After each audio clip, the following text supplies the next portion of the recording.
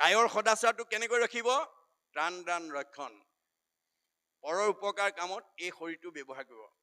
বাক্যৰ সদাচাৰ সত্য প্ৰিয় হিত, সঁচা কথা ক'বলৈ যত্ন কৰিব আৰু কওঁতে আনে শুনি ভাল পোৱাকৈ ক'ব। আৰু কোৱা কথাটোৱে কওঁতাজনক বা অনুষ্ঠানৰ প্ৰতিষ্ঠানৰ বা সমাজৰ উপকাৰ হোৱা কথা ক'ব, অপকাৰ হোৱা কথা নক'ব। তেতিয়া বাক্যৰ সদাচাৰ ৰ'ব। মনৰ সদাচাৰ দয়া প্ৰেম কৰোণা থাকিব লাগিব মানুহৰ প্ৰতি।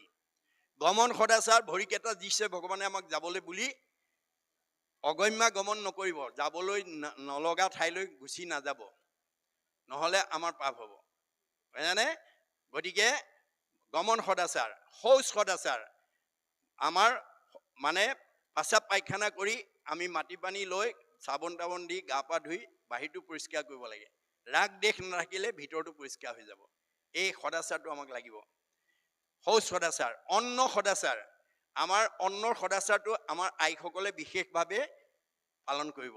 আমাৰ বিবাহিত আইসকলে যি মতে বিবাহ নহওক, বিধি মতে বিয়া হোৱা দিনাখন আমাৰ বেদৰ মতে বাংময়মূৰ্তি ভাগৱত আৰু ভক্তসকলক সাক্ষী কৰি বৰে তেৰা সমস্তৰ ভৱিষ্যত দাম্পত্য জীৱন, যুগ্ম জীৱন, সাংসাৰিক জীৱন, পাৰিবাৰিক জীৱন সুখময় মধুময় কৰি তুলিবৰ কাৰণে 7টা প্ৰতিজ্ঞাত প্ৰতিজ্ঞাবদ্ধ কৰায়। তাৰে প্ৰথম প্ৰতিজ্ঞাটো কিহৰ ওপৰত কৰায়? অন্নৰ ওপৰত কৰায়। অন্ন লাভৰ কাৰণে তুমি প্ৰথম খোজ আগবঢ়োৱা। তেতিয়া কন্যাগৰাকীয়ে কি বুলি কয়? আজিৰ পৰা ধন ধান অন্ন ব্যঞ্জন আদি মোৰ অধীন হ'ব, সেই অৰ্থে মই প্ৰথম খোজ আগবঢ়াইছোঁ বুলি উত্তৰ ফাললৈ এখোজ আগবঢ়াই দিয়ে। ইয়াৰ পৰা আমাক কি শিক্ষা দিছে? যে বিবাহিত কন্যাগৰাকীয়ে পৰৱৰ্তী সময়ত স্বামীকে প্ৰমুখ্য কৰি ঘৰৰ পৰিয়ালবৰ্গক মানে ৰন্ধন প্ৰকৰণ কৰি আমাক খুৱাব। আইগৰাকীয়ে খুওৱা প্ৰতি সাজ অন্নৰ পৰা আমাৰ ঘৰখনত থকা প্ৰতিজন সদস্যৰ শৰীৰত 7 ধাতু সৃষ্টি হ'ব। অন্নৰ পৰা ৰস, ৰসৰ পৰা তেজ, তেজৰ পৰা মাংস, মাংসৰ পৰা মেদ, মেদৰ পৰা হাড়, হাড়ৰ পৰা মজ্জা, মজ্জাৰ পৰা শুক্ৰ, শুক্ৰৰ পৰা সতি সন্তান হ'ব। গতিকে অন্ন শুদ্ধ হ'লে ব্ৰহ্ম শুদ্ধ হ'ব, ব্ৰহ্ম শুদ্ধ হ'লে সতি সন্তান শুদ্ধ হ'ব। গতিকে ব্ৰহ্মৰ উৎস অন্ন আৰু পুত্ৰৰ উৎস ব্ৰহ্ম, ইটোৰ লগত সিটো সম্বন্ধ। এতিয়া এই ক্ষেত্ৰত আমাৰ প্ৰথম প্ৰতিজ্ঞা আইসকলে মানি চলিব লাগিব। অৰ্থাৎ আমাৰ ৰন্ধন কৰিবলৈ নিয়া চাউল মুঠি ধোৱাৰ আগতে এমুঠি চাউল হাতত লৈ এটি পবিত্ৰ পাত্ৰত আমি আগবঢ়াব লাগিব। গুৰু দেও নাম ভকতত লাগিবৰ্থে অৰ্পণ কৰা হ'ল কৃষ্ণ, এই বুলি ধোৱাৰ আগতে এমুঠি চাউল কৃষ্ণ মন্ত্ৰ উচ্চাৰণ কৰি থোৱাৰ পিছত বাকীখিনি সুন্দৰকৈ ধুই পখালি পবিত্ৰভাৱে ৰন্ধন কৰিব লাগিব। কৃষ্ণ হৰিনাম হুতাখন পাপ সুখান বন কনেকতে দহি কৰে চন। আইগৰাকীয়ে সেই কৃষ্ণ মন্ত্ৰ উচ্চাৰণ কৰি দিয়াৰ লগে লগে আমাৰ ৰাতিপুৱা শুই উঠাৰ পৰা গধূলা খোৱালৈকে প্ৰতিখন গৃহস্থীত অবাঞ্চিতে 5টা পাপ হয় বুলি বেদে সিদ্ধান্ত দিছে। কি? জলকুম্ভ, চুলীয়া, বাঢ়নি ঢেঁকী পতা, গৃহস্থৰ গৃহে শুনা, এই পঞ্চগোটা। এই 5টা পাপ আমাৰ প্ৰত্যেক গৃহস্থীৰ ঘৰতে হৈ থাকে। জলকুম্ভ মানে কোনো কলহ বা পাত্ৰত পানী আনিলে পাপ লাগে, চকুৰে মনিব নোৱাৰা জীৱাণু আহে, মাৰি পেলোৱা হয়। চুলীয়া মানে জুহালত, গেছত, ৰন্ধনশালাত অন্ন প্ৰস্তুত কৰোঁতে ব্ৰহ্ম হত্যা হয়, তাতো পাপ লাগে। চুলীয়া। বাঢ়নি, সূতা বাঢ়নি লৈ ঘৰ দুৱাৰ সাৰোঁতে, ঝাৰু লৈ সাৰোঁতে চকুৰে মনিব নোৱাৰা পোক পৰুৱা মৰে, তাতো ব্ৰহ্ম হত্যা হয়, তাতো পাপ লাগে। ঢেঁকী বা মিক্সাৰত জা জলপান প্ৰস্তুত কৰোঁতে তাতো ব্ৰহ্ম হত্যা হয়, তাতো পাপ লাগে। পতাত মছলা পিছা, সৰিয়হ পিছা, আদা পিছা কৰি অন্ন ৰন্ধন কৰোঁতে তাতো ব্ৰহ্ম হত্যা হয়, তাতো পাপ লাগে।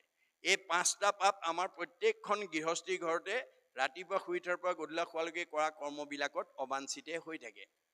গতিকে এই 5টা পাপৰ কাৰণে কি হয়? ভাগৱতে কৈছে তাৰ দুখে গৃহবাসী স্বৰ্গক নাযায়, কৃষ্ণ অৰ্থে কৰি পুনো মুকুতিক পায়।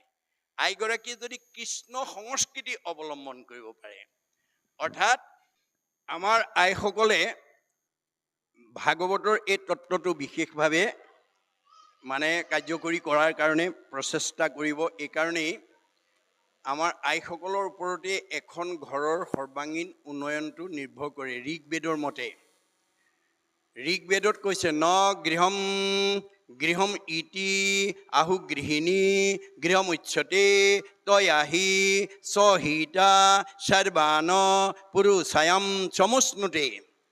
যিখন ঘৰৰ আইগৰাকীয়ে বা বোৱাৰীজনীয়ে বা ছোৱালীজনীয়ে পুৱা গধূলি নিৰ্দিষ্ট সময়ত ঘৰ দুৱাৰ সাৰি মচি গুৰুগৃহ মচি কাচি ধূপ ধূনা জ্বলাই ঈশ্বৰ উপাসনা কৰিব, তেওঁ নিজেতো উদ্ধাৰ হ'বই, সেইখন ঘৰৰ সকলো পুৰুষৰ চতুৰ্বৰ্গ সাধন কৰিব। গতিকে আইসকলৰ নীতি সদাচাৰৰ ওপৰত আমাৰ ঘৰখনৰ পৰিয়ালৰ উন্নয়নটো নিৰ্ভৰ কৰে। গতিকে আইসকলে ভাগৱতৰ এই দৰ্শনখিনি যাতে বাস্তৱ জীৱনত প্ৰয়োগ কৰিব পাৰে, তাৰ কাৰণে সচেতন হ'লেই আমাৰ সমাজ, আমাৰ পৰিয়াল আগবাঢ়ি যোৱাত আমি অসুবিধাত পৰিব নালাগে। গতিকে ৰন্ধন প্ৰকৰণৰ ক্ষেত্ৰত আইসকলে এই নীতি সদাচাৰটো কৰিব। আৰু খাবলৈ দিওঁতেও কৃষ্ণ মন্ত্ৰ উচ্চাৰণ কৰি দিব।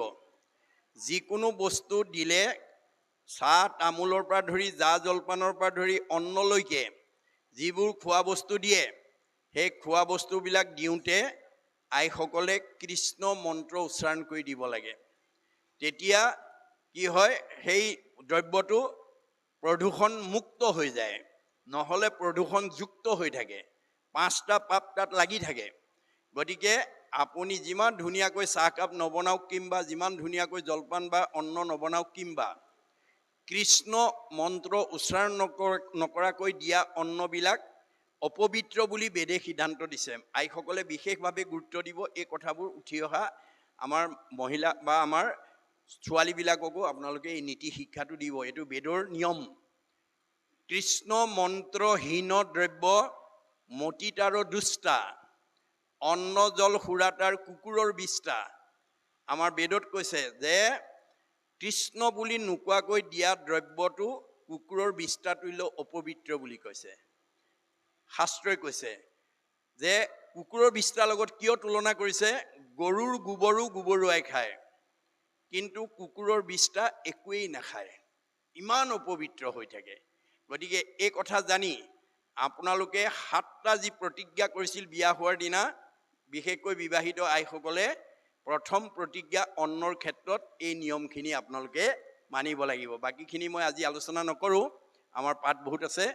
গতিকে মই প্ৰথম প্ৰাসংগিকতা ৰক্ষা কৰি অন্নৰ দিশত, যে যিটো বস্তুৱে আমাৰ শৰীৰত সৎ ব্ৰহ্ম সৃষ্টি কৰে, পৰম শক্তি, সেই শক্তিটো যাতে আমি শুদ্ধভাৱে ঘৰখনৰ পৰিয়ালৰ মাজত যাতে আমি দিব পাৰোঁ, তাৰ কাৰণে আইসকলে বিশেষভাৱে গুৰুত্ব দিব লাগিব।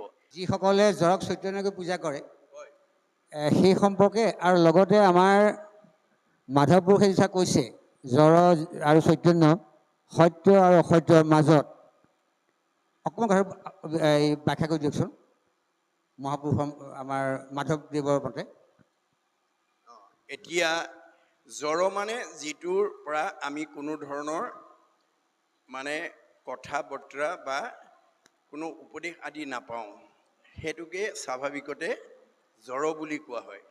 গতিকে এই জৰটো আমাৰ বেদৰ মতে জৰ পূজাটো আমি কৰিব নালাগে, আমি চৈতন্যতহে পূজা কৰিব লাগে। সেইকাৰণে উদ্ধৱক কৈছে, তুমি চিন্তা নকৰিবা, মই প্ৰয়াণৰ পিছতো তোমাৰ মাজত থাকিম। কেনেকৈ থাকিম? শব্দ ব্ৰহ্ম, বাক্য ব্ৰহ্ম ৰূপে থাকিম।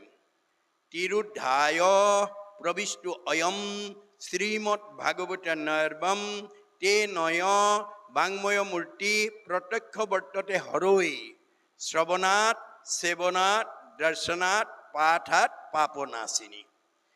এতিয়া ভাগৱতত আমি কেৱল কিছুমান শব্দ আৰু বাক্যহে আপোনালোকক গাই শুনাই আছোঁ। গতিকে ইয়াৰ মাজেদি আমি কি পাইছোঁ? আমাৰ জীৱনশৈলীৰ জ্ঞানখিনি আমি পাইছোঁ। গতিকে এই ধৰণৰ বাংময় মূৰ্তিক আমাৰ সেৱা কৰিব কৈছে, কিন্তু যিটোৰ পৰা আমি কোনো তেনেকুৱা উপদেশ নাপাওঁ, তেনেকুৱা উপদেশবিহীন জৰক আমি পূজা কৰিব নালাগে বুলি কৈছে। যে জৰক পূজা কৰিলে আপুনি তাৰ পৰা কোনো ফল নাপায়। গতিকে চৈতন্য পূজা কৰাটো আমাৰ বেদে সিদ্ধান্ত দিছে। সেইকাৰণে আমি যাৰ পৰা আমাৰ উপদেশ পাওঁ, যাৰ পৰা আমি জ্ঞান পাওঁ, যাৰ পৰা আমি শিক্ষা পাওঁ, তেনে মূৰ্তিক আমি পূজা কৰিব লাগে। গতিকে আমাৰ ভগৱন্তৰ মূৰ্তি ভকতক দেখিবলৈ কৈছে। এতিয়া মই অলপ আগতে ব্যাখ্যা কৰি গৈছোঁ যে এতিয়া কলি যুগত স্বয়ং বৈকুণ্ঠপতি কৃষ্ণ আহি আপোনাৰ ঘৰখনৰ পৰিয়াল আয়ুষ্মান ভৱ, পঢ়া শুনাত ল'ৰা ছোৱালীখিনি ভাল হ'ব, পৰীক্ষা ভাল হ'ব, মংগলে থাকক বুলি নকয়। কোনে ক'ব? হৰিৰ মূৰ্তি, মূৰ্তি বুলি কৈছে দেই, হৰিৰ মূৰ্তিক হৰি ভক্তক দেখিবা। এই ভকতসকল চৈতন্য মূৰ্তি, হৰিৰ মূৰ্তিক হৰি ভক্তক দেখিবা, শক্তি অনুৰূপে তাৰ প্ৰীতি আচৰিবা। সমস্ত ভূততে আছে ভগৱান, সেহি ভাবি সবাকো কৰিবা বহুমান। সকলোতে প্ৰাণী ঈশ্বৰ আছে, সেই ফালৰ পৰা আপুনি সকলোকে দয়া মৰম কৰিব। কিন্তু মূৰ্তিমন্ত হিচাপে আমি ভকতক সেৱা কৰিব কৈছে। ভকতেহে ভগৱানৰ হৈ আশীৰ্বাদ দিব। অ হৰি, অ ৰাম। অ হৰি মানে হৰতি পাপ ইতি হৰি। ভকতে কৈ গ'ল, এই গৃহস্থী ঘৰৰ সকলো পাপবিলাক প্ৰভু হৰণ কৰি লৈ যোৱা। অ ৰাম, ৰাম নামত ৰমন কৰি চৈতন্য কৰি ৰাখা। গতিকে এই আশীৰ্বাদটো কোনে দিব? মূৰ্তিমন্ত ভকতে দিব। গতিকে আমাৰ ভকতৰ সেৱাটোহে আমাক কৰিবলৈ কৈছে। জ্বৰৰ সেৱা আমাক কৰিবলৈ কোৱা ভাগতে নাই। গতিকে এই কথাখিনি আমি উঠি অহা প্ৰজন্মক আমি জনাব লাগে, দেখুৱাব লাগে। পৰম্পৰাগতভাৱে কিছুমান আমাৰ সেৱা পূজা চলি আছে, সেইটো আপোনাৰ অধিকাৰ আছে। আপুনি আজি তাৰিখতো আপুনি যজ্ঞ পূজা কৰিব পাৰিব, কিন্তু ফল নাপাব। কলিত ফল নাপায় বুলি কৈছে, কাৰণ 28,000 ঋষিয়ে নাই পোৱা, আপুনি মই কেনেকৈ পাম বাৰু? এই কথাটো আমি বুজিব লাগিব, অন্য কথা নাই। ইয়াত কোনো সমালোচনাৰ কথা নাই, আলোচনাৰ কথা আছে। কিন্তু আমাক মহাপুৰুষে সমালোচনা কৰিবলৈ মানা কৰিছে, আলোচনা কৰিব কৈছে। আলোচনাৰ মাজেদি আমি যাতে ভুলটো অঁতৰাই শুদ্ধ পথেদি যাব পাৰোঁ, এই তথ্যটো আমাক দি আছে।